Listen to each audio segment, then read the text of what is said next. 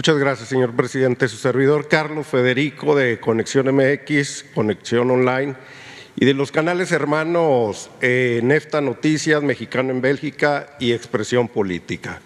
Relacionado con el tema que acaba de exponer en estos momentos, veo un punto toral para que México pueda atacar la delincuencia, pueda atacar tantos problemas que tenemos, y creo que un punto importante es la educación. Aparte de ser un comunicador, pertenezco a la planta laboral docente de la escuela pública, soy producto de la escuela pública y veo con mucha tristeza, señor presidente, que desde hace más de 30 años, desde el tiempo del salinismo, se olvidó a la escuela a la cual la mayoría de nosotros emanamos.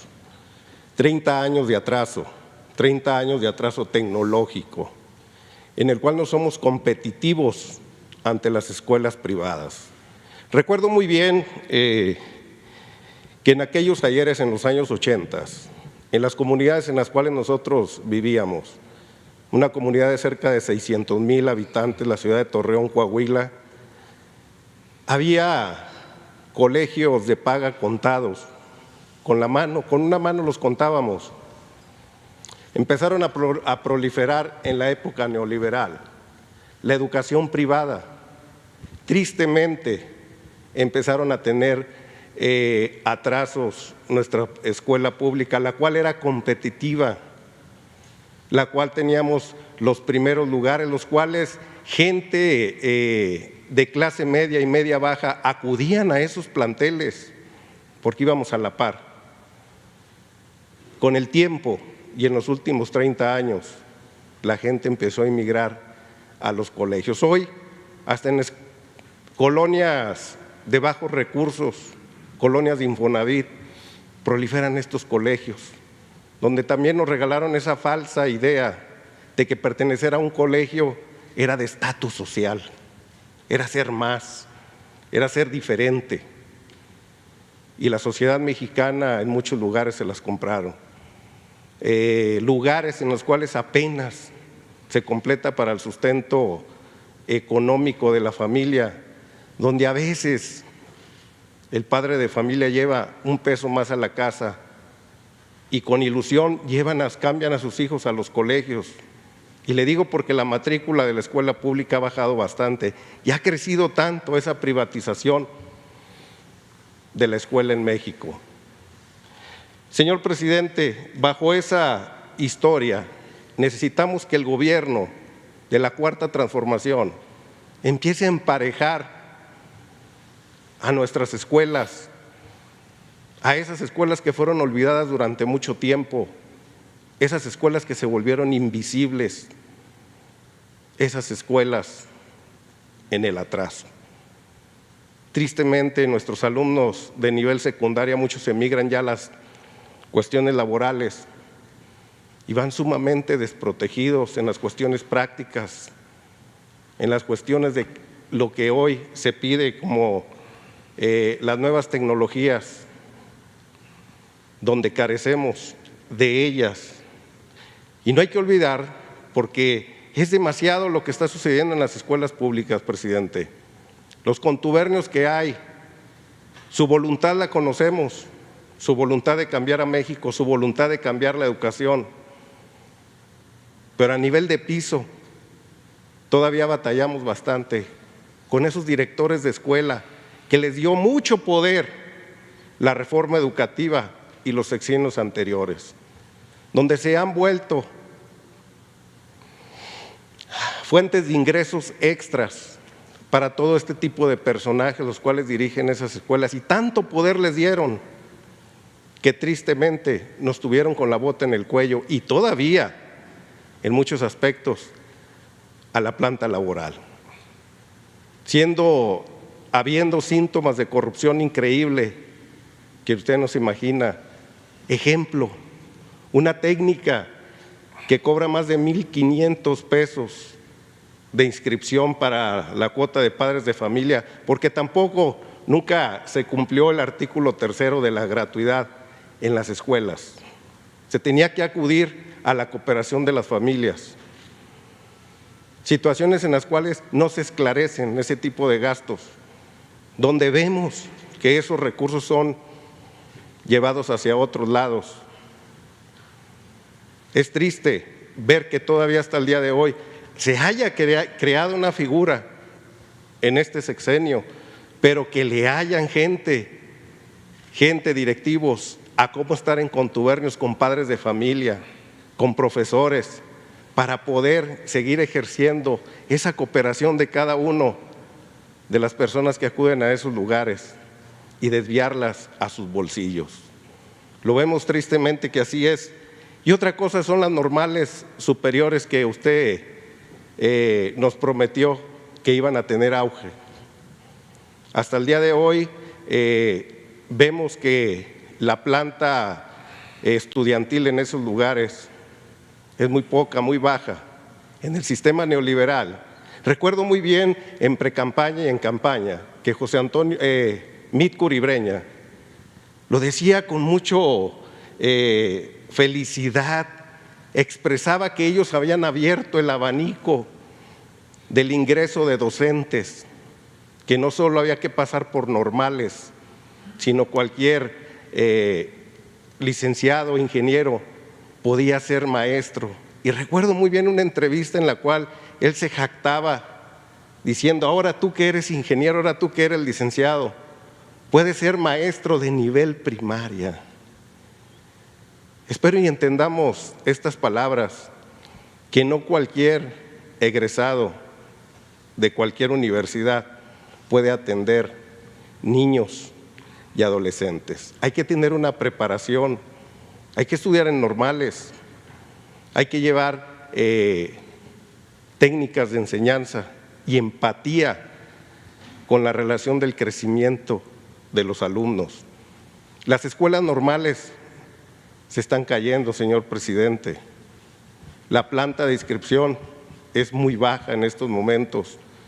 Candados que se crean en los gobiernos de los estados y candados que crearon los gobiernos federales porque veían escuelas ideológicas contrarias a lo que ellos ejercían en sus momentos. Todo este tipo de circunstancias, por eso algún día sucedió lo que pasó allá en Ayotzinapa. Ese fue el anuncio de lo que buscaban estos señores. Pero este es el anuncio también, señor presidente, que necesitamos ese cambio ahora en este sexenio. La pregunta es: ¿qué proyecto y qué plan hay para el rescate de las escuelas normales, tanto públicas, tanto de asociaciones civiles y tanto privadas? ¿Y cuándo llegará esa revolución educativa a los planteles públicos de México? ¿Y cuándo llegará esa remuneración necesaria que en los países de primer mundo hemos visto que el profesor tiende a ser tratado de una manera muy honrosa? Pues mire, es muy buena tu pregunta, es de fondo y me permite decir que nosotros vamos a continuar con el proceso de transformación y que, como todos sabemos, es fundamental la educación para el desarrollo, para el bienestar. ¿Qué estamos haciendo? No es qué vamos a hacer. ¿Qué estamos haciendo aún con la pandemia?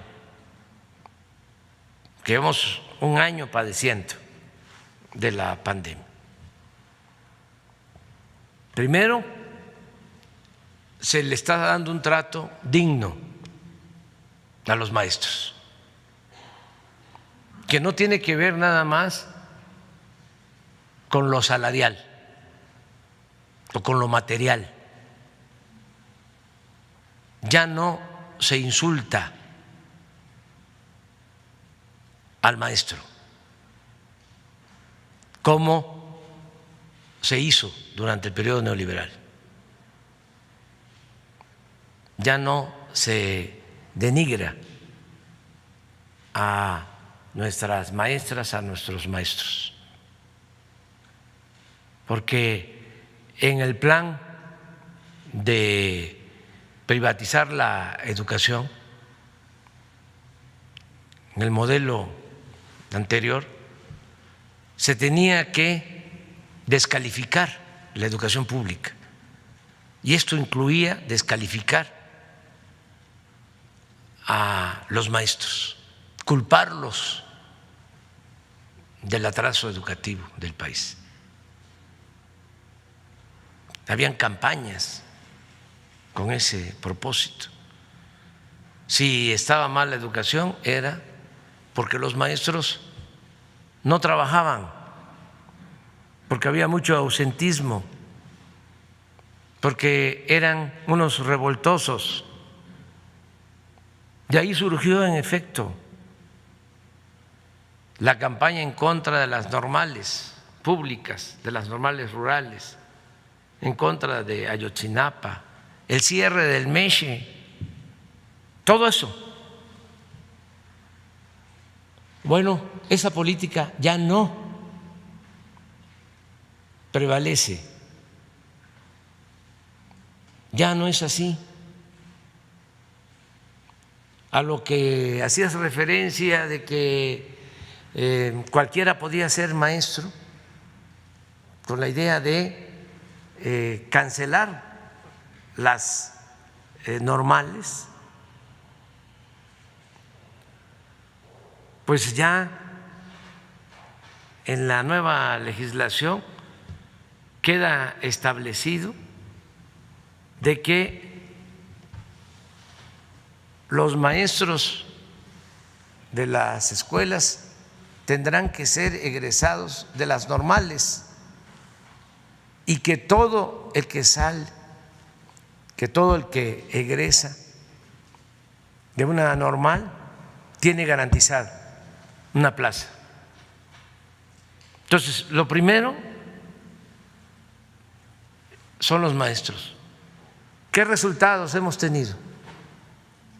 Desde luego hay una situación muy especial por la pandemia que nos llevó a suspender las clases presenciales, pero no ha habido protestas de maestros como era antes, porque se canceló la mal llamada reforma educativa. Entonces, vamos a seguir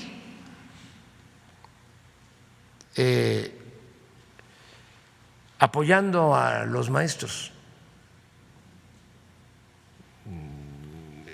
Esa es una política, el apoyo al sector magisterial. No se puede mejorar la calidad de la enseñanza sin el maestro. Una de las cosas absurdas de la mal llamada reforma educativa era que querían imponer una política educativa sin los maestros. ¿Cómo mejorar la enseñanza sin el maestro, sin la maestra? Si son los que están en el aula, son los que transmiten el conocimiento. Porque la verdad no era mejorar la calidad de la enseñanza lo que buscaban los neoliberales.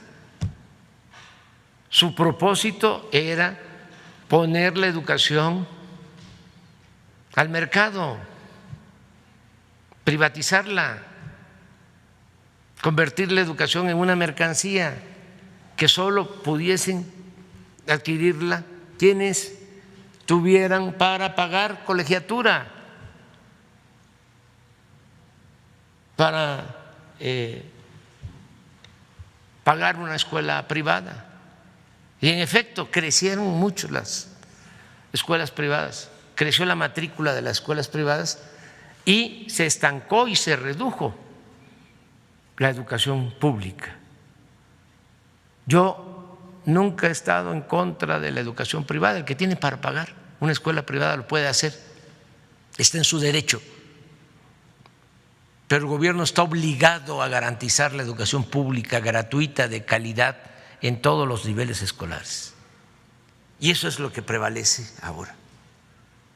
O sea, educación pública, gratuita, de calidad.